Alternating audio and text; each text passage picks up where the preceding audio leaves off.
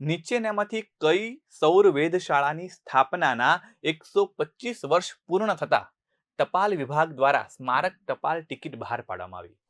તો ઓપ્શન છે તમારી પાસે ઉદયપુર, કોડાઈકેનાલ, લદ્દાખ અને નૈનીતાલ. આ ચારે ચાર ઓપ્શન પાછળ સૌર વેધશાળા એવું માની જ લેવાનું. તો ઉદયપુર સૌર વેધશાળા છે, કોડાઈકેનાલ છે, લદ્દાખ છે કે નૈનીતાલ છે? સાચો આન્સર મિત્રો અહીંયા છે option number B, that is Kodaikanal. મિત્રો કોડાઈકેનાલ છે એની સ્થાપના એને 125 વર્ષ પૂરા થયા છે. એ થઈ હતી 1899માં.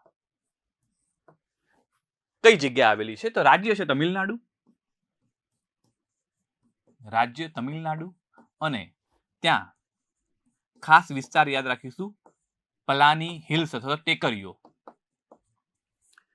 પલાની હિલ્સ અથવા તો જે ટેકરીઓ છે એ વિસ્તારની અંદર આની સ્થાપના કરવામાં આવી હતી 1899માં, એટલે કે અંગ્રેજોના સમયમાં થઈ હતી.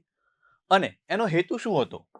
એનો હેતુ હતો કે સૂર્યની જે કંઈ અસરો છે એ અસરો ભારતની વર્ષા ઋતુ પર કેવી અસરો કરે છે એનો અભ્યાસ કરવાનો હતો.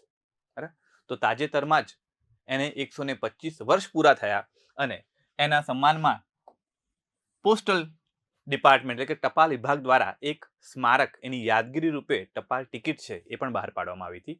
તો યાદ રાખીશું કોડાઈ કેનાલ.